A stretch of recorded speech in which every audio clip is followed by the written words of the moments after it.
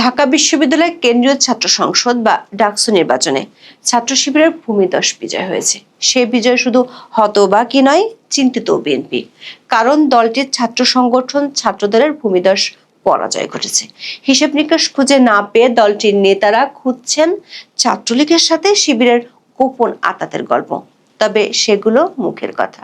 ভেতরের খবর হলো, দলটির শীর্ষ নেতারা ফুঁসছেন, নেতৃত্বের সিদ্ধান্ত নিয়ে প্রশ্ন তুলছেন কেউ কেউ। বিশেষ করে সামনে আছে আরো কয়েকটি বিশ্ববিদ্যালয়ের ছাত্র সংসদ নির্বাচন। ওই সব নির্বাচনের যদি একই ফল হয় তাহলে কি হবে? এর প্রভাব কি সামনের জাতীয় নির্বাচনে পড়বে না? তার আগে অনেকেই খুঁজছেন ডাকসুতে শিবিরের এমন জয় কি ঢাকা বিশ্ববিদ্যালয়ে ছাত্র শিবিরের একচ্ছত্র আধিপত্যের প্রমাণ, নাকি আরো অনেক ফ্যাক্টর কাজ করেছে? সংস্কার আর নির্বাচন ইস্যুতে বিএনপি কি সামনের দিনগুলোতে জামাতের হাতে আরো কোণঠাসা হয়ে পড়বে? এদিকে ডাকসুতে কিংস পার্টি এনসিপির ছাত্র সংগঠন বাক্সাসেরও ভয়াবহ বিপর্যয় ঘটেছে। সেটি আবার ভাবিয়ে তুলছে মন্ত্রীপাড়াকে। সব মিলিয়ে রাজনীতির এক জটিল রাজনৈতিক সমীকরণ হাজির করেছে এবারে ডাকসু নির্বাচন। বিস্তারিত জানতে চলুন যাওয়া যাক বিশ্লেষণে।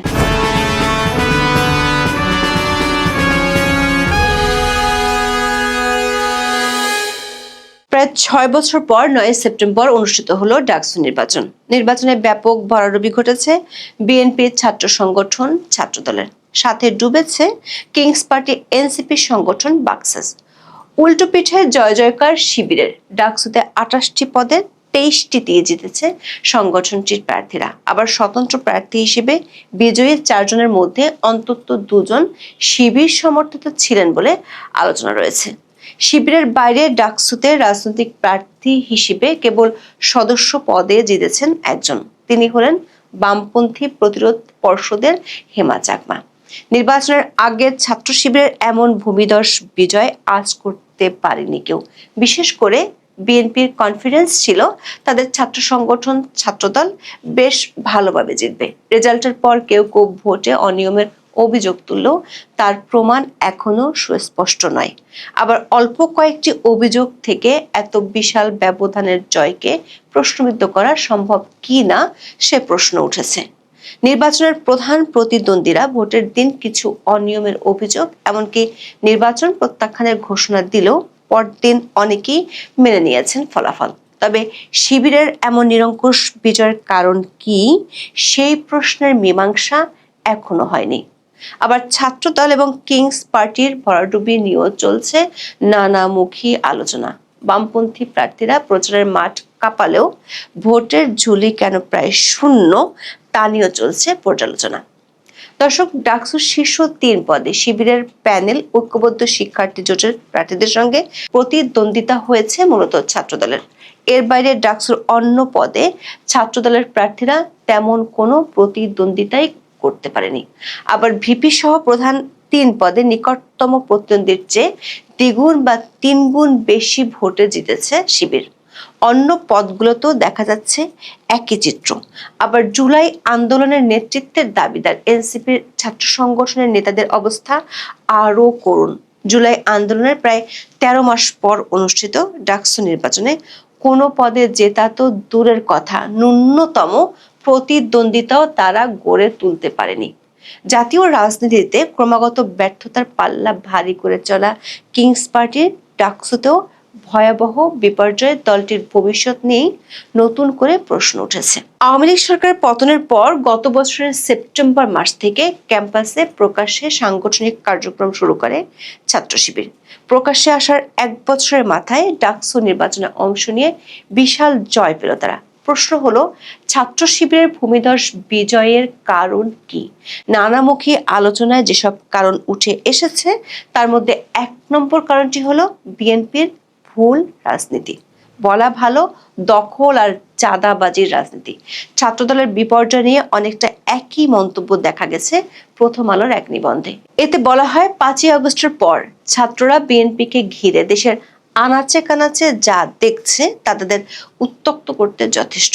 চাঁদাবাজি, দখলদারি, চুরিচামারি এগুলোকে প্রতিরোধ করা তো দূরের কথা, এখন এসব চলছে তাদেরই মদদে। ঢাবি ক্যাম্পাসে গেস্টরুম কালচার ছিল আতঙ্ক। অনেকে মনে করেন ক্ষমতায় না থেকেও সারা দেশে বিএনপি নেতাদের দুর্দণ্ড প্রত্যাপ দেখে ঢাবি শিক্ষার্থীরা মনে করেছে ছাত্রদল নির্বাচিত হলে আবারও সেই একই নির্যাতনই তারা চালাবে। এমনকি গত বছরের 5ই আগস্টের পর থেকে ছাত্রলীগ ট্যাগ দিয়ে নির্যাতন চালানোর অভিযোগ বেশি ছাত্রদল ও বাকসাসের বিরুদ্ধে। খোদ বিএনপি নেতারাই মনে করেন এই নির্যাতনে ক্ষিপ্ত হয়ে ছাত্রলীগের ভোট ব্যাংক শিবিরের ঘরে জমা হয়েছে। অনেকেই মনে করেন বিএনপি নেতাকর্মীরা সারা দেশে আওয়ামী লীগের নেতাকর্মীদের উপর ব্যাপক হারে নির্যাতন করেছে। গত 15ই আগস্ট ধানমন্ডি 32 নম্বরে গিয়ে বিএনপির লোকজন মব সন্ত্রাস চালিয়েছে। দর্শক, সে সময় একটি স্লোগানের কথা নিশ্চয়ই আপনাদের মনে আছে, তারেক ভাই কথা দিলাম 32 নম্বর দখলে নিলাম। এমন বাস্তবতায় ছাত্রলীগের ভোটগুলো শিবিরের বাক্সে যাওয়া অমূলক কিছু নয়। এমনকি মুক্তিযুদ্ধের পক্ষের শক্তিও ওই ঘটনার পর বিএনপির উপর আস্থা হারিয়েছে বলে অনেকে মনে করেন। নিষিদ্ধ হয় এবারের নির্বাচনে ছাত্রলীগকে অংশ নিতে দেওয়া হয়নি, তবে এই সংগঠনের বড় একটি সমর্থক গোষ্ঠী রয়েছে ঢাকা বিশ্ববিদ্যালয়ে।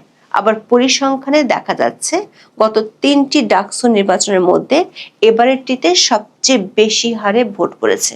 এবার সবচেয়ে বেশি প্রায় 78.36% ভোট পড়েছে। প্রশ্ন হলো, ছাত্রলীগের মতো বড় একটি ছাত্র সংগঠনকে পুরোপুরি বাইরে রেখে এই নির্বাচনে এত বেশি হারে ভোট কিভাবে পড়লো? এক্ষেত্রে গুরুতর কোনো অনিয়ম না হলে ধরে নিতে হবে নির্বাচনে নিজেদের প্রার্থী না থাকলেও ছাত্রলীগের কর্মী সমর্থকেরা ভোট দিয়েছেন। প্রশ্ন হলো, সেই ভোট কারা পেয়েছেন? নির্বাচনের বহুমুখী সমীকরণ থেকে ছাত্রলীগের ভোটের বড় অংশ ছাত্র শিবিরের পক্ষে গেছে কিনা তা নিয়ে গুঞ্জন রয়েছে। এমনকি দুই নেতা মির্জা আব্বাস ও ডক্টর আসাদুজ্জামান রিপনের মুখ থেকেও এসেছে এমন অভিযোগ। বিএনপিকে চাপে রাখতে আওয়ামী লীগ ঢাকা বিশ্ববিদ্যালয়ের শিবিরকে সমর্থন দিয়েছে বলে তারা মনে করেন। দর্শক, একটু খেয়াল করে দেখুন, গত 1 বছর ধরে বিএনপি বলে আসছে আওয়ামী লীগের ভোট নেই, সমর্থন নেই, অথচ ডাকসুতে শিবিরকে জেতাতে ছাত্রলীগের ভোট ব্যাংক ভূমিকা রেখেছে এমন কথা প্রকাশ্যে বলছে বিএনপি নেতারা। তাহলে গত 1 বছরে আওয়ামী লীগের জনপ্রিয়তা কি কমেনি এমন ইঙ্গিতই কি দিলেন বিএনপি নেতারা? দৈনিক মানব জমিনের এক খবরে একই আশঙ্কার কথা প্রকাশ করা হয়েছে। খবরটির শিরোনাম হলো ডাকসু নির্বাচন আওয়ামী লীগের অট্টহাসি। এই প্রতিবেদনে ছাত্রদলের ভঙ্গুর সাংগঠনিক অবস্থাকেও দায়ী করা হয়। বলা হয়, 5ই আগস্টের পর বিএনপির আচরণে অনেক অভিভাবক বিক্ষুব্ধ। এর প্রতিফলন দেখা গেছে ভোটের বাক্সে। পর্দার আড়ালের রাজনীতির খেলাও এখানে অনেকটাই স্পষ্ট। আরেকটি বড় কারণ হিসেবে দেখা হচ্ছে শিবিরের গুপ্ত রাজনীতিকে। ইসলামী ছাত্র শিবিরের বিরুদ্ধে গুপ্ত রাজনীতির অভিযোগ আছে, কিন্তু এই অভিযোগকে তারা সুযোগ হিসেবে কাজে লাগিয়েছে।